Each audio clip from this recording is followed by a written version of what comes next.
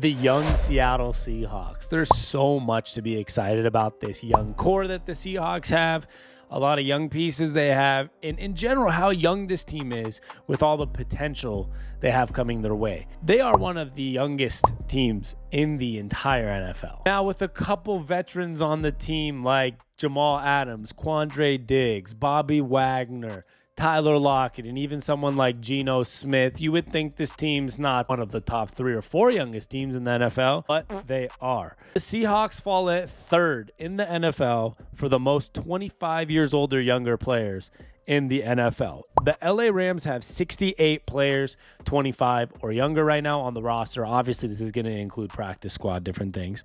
Green Bay Packers have 64, but both those teams are potentially close to a rebuild situation. And then the 3 that next ones are very impressive. Tied at 3rd is Seattle and Kansas City at 63 and the LA Chargers at 61. Now, the impressive thing about, the LA Chargers, the Kansas City Chiefs, and the Seahawks and number 3 is that this is a team that is supposed to be getting better, not rebuilding. So despite already being good, they have a really bright future to look ahead and a lot of young pieces on this team. And at the end of the day, there's a lot of players we can look at to be excited about. And I'm kind of just talking about, what we experienced, depending on when you're listening to this, the Seahawks' first preseason game against the Minnesota Vikings. The Seahawks, like I said, have so much young talent that it was almost hard to keep track of what to be excited about. I've never been the biggest preseason guy. I've always just been way more excited about regular season, and sometimes the preseason doesn't have that many implications based on what team it is. But what's been exciting about the Seahawks over the last 2 years, actually, is last year we had a big rookie class that we knew could be really impactful based on our trades, all these different things, and how many pieces we had, plus a quarterback battle of Geno Smith and Drew Lock. I know Drew Lock got hurt, or I think it was a concussion. I can't remember what it was, but he wasn't able to play a certain game for the preseason, so the battle quickly shifted to Geno Smith. But at the end of the day, if Geno Smith played bad, we would have had to see what Geno Lock could do. It was exciting to see who was going to be the quarterback for the Seahawks. And then you have this year. After a team that made the playoffs and was way better than expected, they came out and drafted guys like Devin Witherspoon at number 5, who we didn't get to see play this week, but we will get to see him eventually. You got to watch Jackson Smith and Jigba, Mike Morris, Derek Hull, Jarek Reed, second-year guys like Boye Mafe, Kobe Bryant. And then you have guys like Devin Bush who are coming to Seattle for a, re-spark your career type of situation, and we get to watch that happen and see what he can do. And then you have guys like Olusegun Oluwatumi got drafted at the center position. During camp, they said that Evan Brown has the spot so far, but then you have a phenomenal game by him. And we're going to break down a few of those things.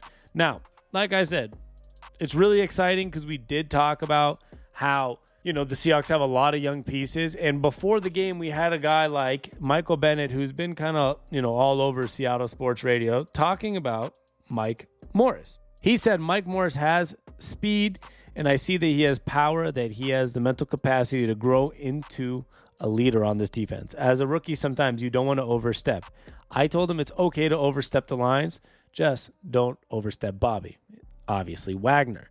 And that's exciting to hear from a guy like Michael Bennett, who knows talent, who knows what makes or breaks a defensive lineman, who, he was a exterior defensive lineman in college, defensive end type of guy, but he's become an interior lineman here in Seattle. It's exciting to see him make plays. You saw Mike Morris and Derek Hall early in the preseason game.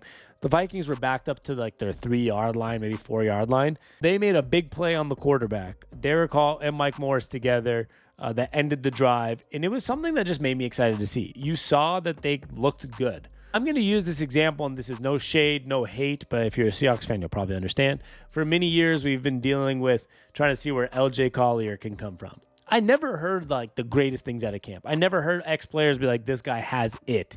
Or in preseason games, like, there it is. He has something. It was always like, we're working on it.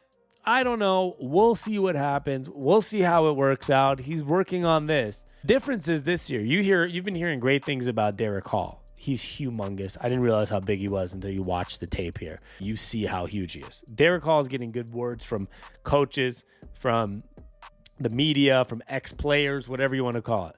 Mike Morris, good things are being said about him. Olusegun Oluwatumi. Now, he lost his spot to Evan Brown, like I said. Well, according to camp, like, Evan Brown has been winning the center position. But what's exciting about him is that last night in the preseason game, he had 18 pass block snaps with 0 pressures allowed. 0. And Brian Nemhauser, aka Hawk Blogger on Twitter, I'll throw his tweet up here. He said, for people curious about the center battle, Oluwatumi, 61.9 overall grade. Evan Brown, 61.2. Run block grade, Evan Brown was 57.6 and Olusegun was 57.1. And at pass, Olu was at 80.5 pass block grade, 78.5 for Evan Brown. So Olusegun beat him by 0.7 of a grade. But that's a big sign for a young guy who's looking to take over the job. His goal is to win this job. So that's one of my biggest takeaways is he's somebody I've been very excited about. Really excited to see if he can, make a big difference. The other guy is his teammate, Mike Morris, edge rusher at Michigan, like I mentioned, interior defensive lineman now. He looks like he has it, right? Like the energy, looking big. He looks comfortable.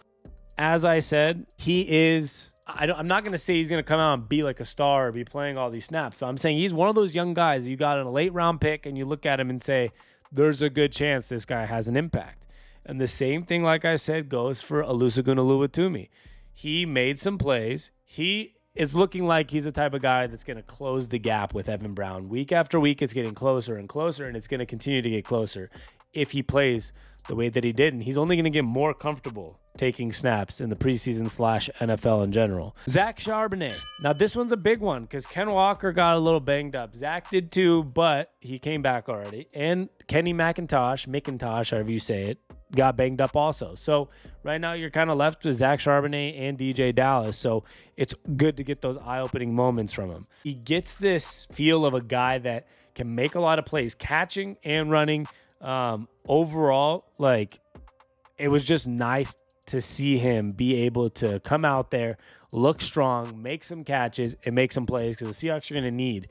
We've had some bad running back health. We're going to need a guy that can be out there, make plays. And I think Zach's showing that he has a chance to do that. You even have second-year guy like Kobe Bryant. He was our main nickel player, nickel corner last year in 2022.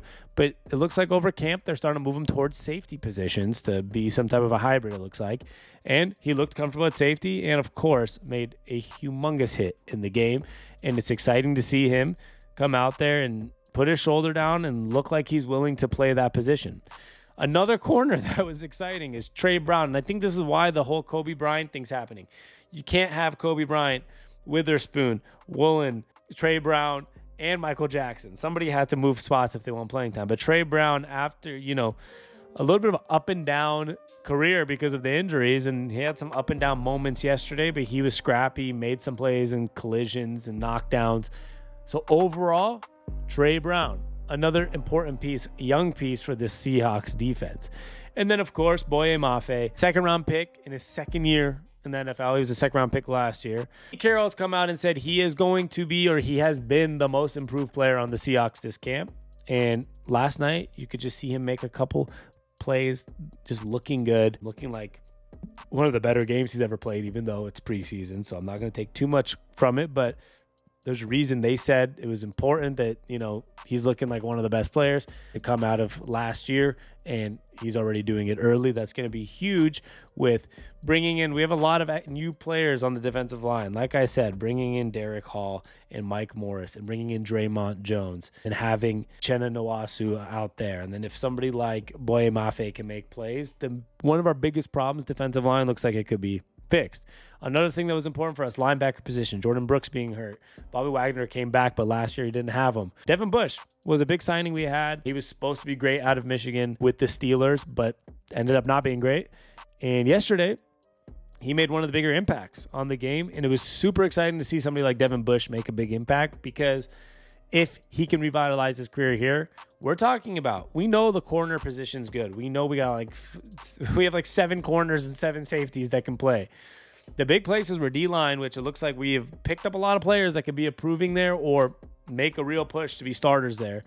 And at the linebacker position, Jordan Brooks, when he comes back, having Bobby Wagner, having a guy like Devin Bush, if he can come out of nowhere and revitalize his career, it can make a huge difference for our defense. One guy I should have mentioned earlier, but I'm just going to mention now because he's a fan favorite in this draft, is Jackson Smith-Njigba. I don't feel like I have to say too much because we know he's going to be good. You saw yesterday against second-string players, no offense to those second-string players, but it looked easy for him to make some catches and make some plays. That's all I wanted from him. I'm not saying that immediately translates to in big moments and big games, it works. But when you see a guy like Jackson Smith-Njigba, who's supposed to be the top receiver out of a draft, you want to make sure that he is able to play good against second stringers at least, and he looks above the competition. And there were certain points yesterday, his speed, his athleticism, just early on, making a couple plays, he looks like he's better than a lot of those second stringers, which is important. Doesn't mean you're going to be a star right away, but you're not playing bad against second stringers. You do look like you're above the competition, and that's what I loved about Jackson Smith-Njigba. Overall, young talent, young team, a lot happening. We're only getting better, and I just wanted to put out a video about why I'm excited about what happened yesterday. It is preseason. I'm not the biggest preseason guy like I mentioned earlier, but I am excited about where this team's direction is going, and I'm excited about all these young pieces and how good they really can be. So we'll be back. Stay tuned. Like and subscribe. Any support means the world to me, and I love y'all. We'll be back soon. Peace.